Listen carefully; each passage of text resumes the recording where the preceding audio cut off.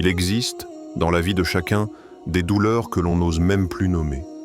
Pas parce qu'elles sont insignifiantes, mais parce qu'elles ne rentrent dans aucune case connue.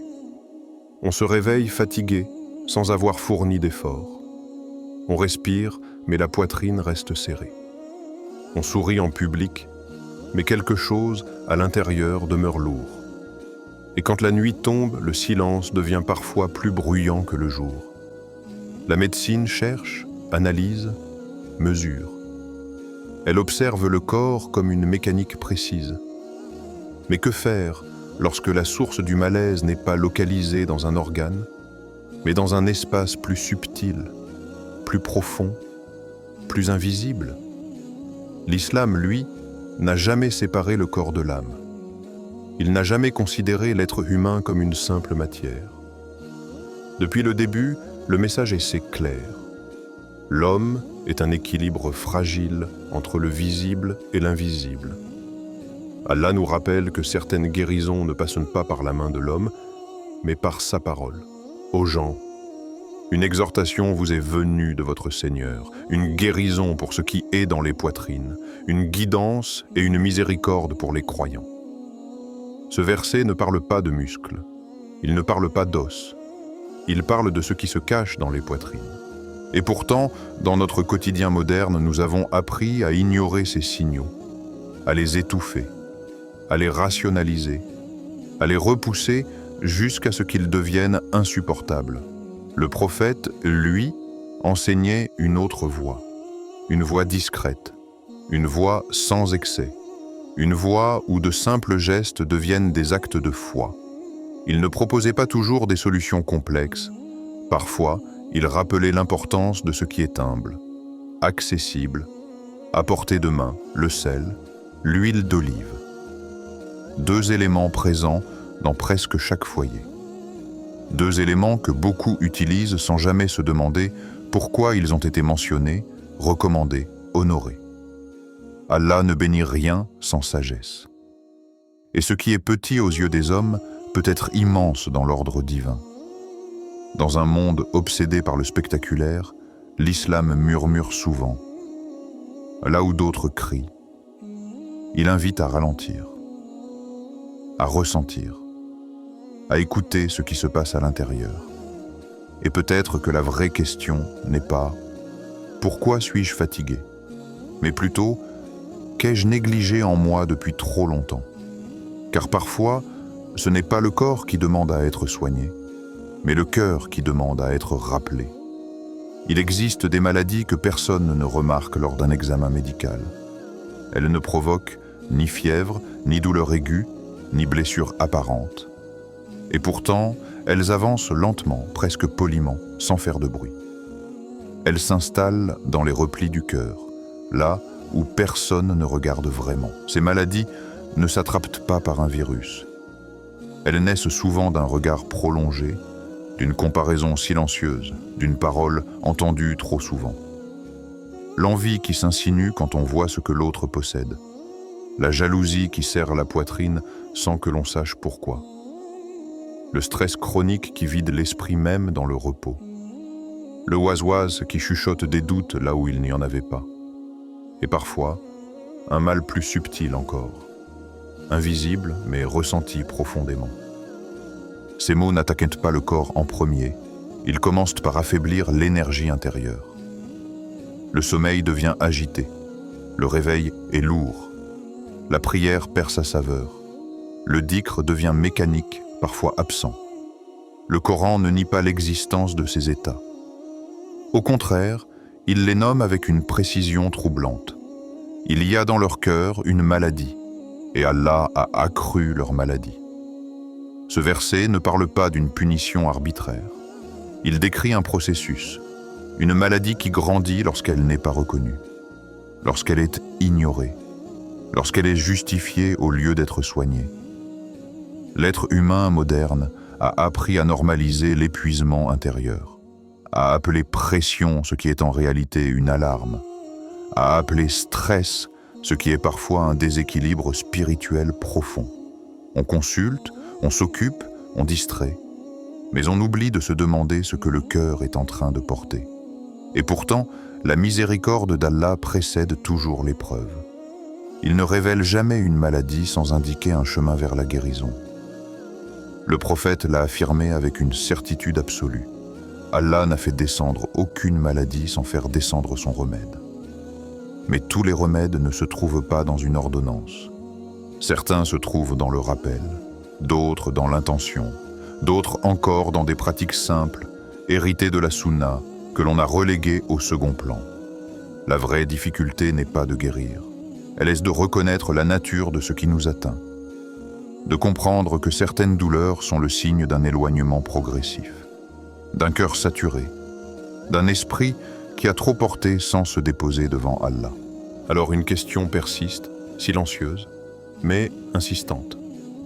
Lorsque nous cherchons la guérison, regardons-nous uniquement vers l'extérieur? Ou osons-nous enfin regarder à l'intérieur? Allah ne choisit jamais un élément sans sagesse. Chaque chose mentionnée dans le Coran porte une fonction visible et une réalité plus profonde, souvent ignorée par ceux qui regardent sans méditer. L'olivier n'est pas cité comme un simple arbre parmi d'autres. Il est présenté comme une source de lumière, un symbole, un point de contact entre le matériel et le spirituel. Lorsqu'Allah décrit cette lumière allumée à partir d'un arbre béni, il attire l'attention sur une réalité subtile.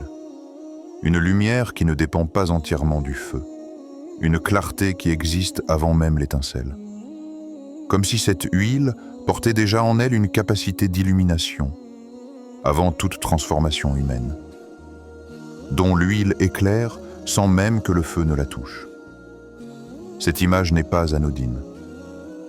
Elle évoque un apaisement qui ne passe pas par la force, une réparation qui ne violente pas, une guérison qui se fait par pénétration douce, lente, profonde. L'huile d'olive nourrit, mais elle fait plus que nourrir. Elle enveloppe, elle assouplit ce qui est dur, elle s'infiltre là où l'eau glisse sans rester. Dans le corps, elle traverse, dans l'âme, elle calme. Le prophète ne parlait pas de l'huile d'olive comme d'un simple aliment. Il l'a recommandée avec constance dans des gestes quotidiens simples. La consommer, sans enduire. L'intégrer à la vie sans ostentation. Ces recommandations n'étaient en manquant pas spectaculaires. Elles n'étaient pas accompagnées de promesses immédiates. Elles invitaient à une régularité silencieuse, à un lien discret avec la baraka. L'huile touche la peau, mais elle ne s'arrête pas à la surface. Elle traverse les couches lentement, comme si elle rappelait au corps une mémoire oubliée, comme si elle venait apaiser ce que l'agitation intérieure a tendu. Dans un monde saturé de tensions, de pression, de sollicitations constantes, le corps accumule. Le stress s'imprime dans les muscles. L'angoisse s'installe dans la respiration. L'inquiétude se loge dans le ventre et la poitrine. Alors que se passe-t-il lorsqu'un élément béni, mentionné par Allah lui-même, entre en contact avec ce corps chargé? Que se passe-t-il lorsque l'on ne se contente pas de l'utiliser machinalement, mais avec conscience, avec intention, avec rappel? Peut-être que l'huile n'agit pas seule. Peut-être qu'elle devient un support, un vecteur de baraka, un rappel tangible que la guérison ne vient pas toujours de ce qui est compliqué, mais de ce qui est pur, constant et relié à Allah. Et dans ce geste simple, presque oublié, quelque chose commence à se détendre. Pas brusquement, pas violemment, mais suffisamment pour laisser entrer une lumière que le feu n'a jamais allumée. Le sel ne cherche pas à attirer l'attention. Il n'a ni couleur éclatante, ni parfum marqué, ni forme spectaculaire. Et pourtant, là où il est présent, rien ne reste intact. Il transforme, il préserve, il agit sans bruit. Dans le quotidien, le sel est souvent réduit à un simple exhausteur de goût. On le saupoudre sans y penser, on l'utilise sans le regarder. Mais dans l'ordre invisible, ce qui est discret est souvent ce qui est le plus puissant. Le sel purifie parce qu'il absorbe. Il attire à lui ce qui est instable, ce qui est corrompu, ce qui est en excès. Il neutralise sans violence. Il équilibre sans domination. Il agit par contact, lentement, mais sûrement. Dans la tradition spirituelle islamique, le sel n'est pas associé à la superstition, mais à la protection. Une protection qui ne repose pas sur des rituels complexes, mais sur une compréhension profonde de l'équilibre. Là où certaines influences invisibles cherchent à s'installer, le sel crée une barrière silencieuse. Il ne combat pas frontalement. Il empêche l'installation. Le prophète avait l'habitude de commencer son repas par une pincée de sel, puis de le terminer de la même manière. Ce geste, répété sans emphase, portait une sagesse que beaucoup ont oubliée.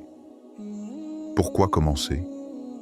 Parce que ce qui entre doit être purifié. Pourquoi finir? Parce que tout ce qui a circulé doit être refermé.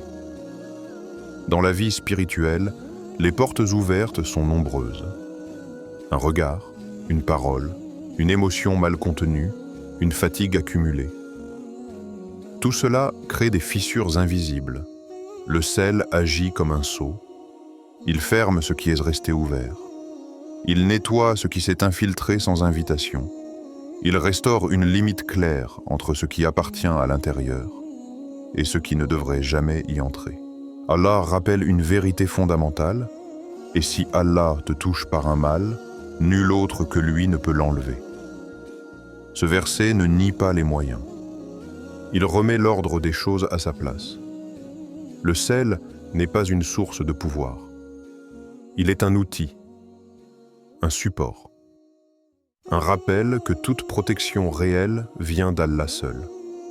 Dans un monde où l'on cherche des défenses visibles, des murs, des contrôles, l'islam enseigne aussi la protection silencieuse, celle qui ne fait pas de bruit, celle qui ne s'impose pas, celle qui agit simplement en rétablissant l'équilibre.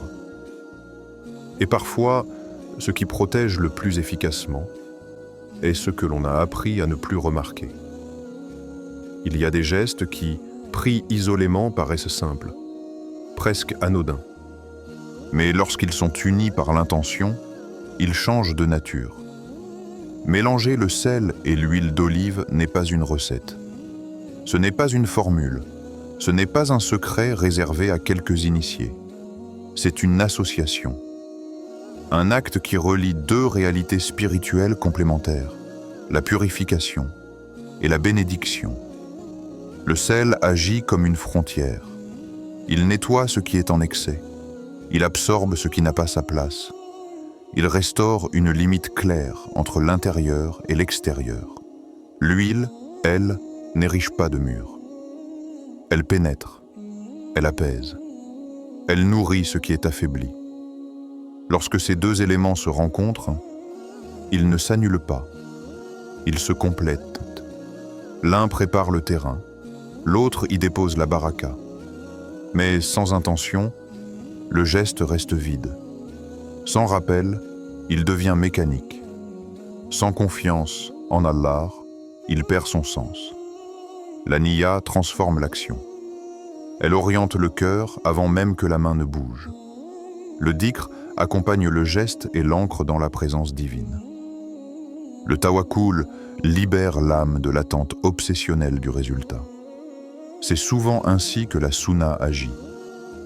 Elle ne cherche pas l'effet immédiat.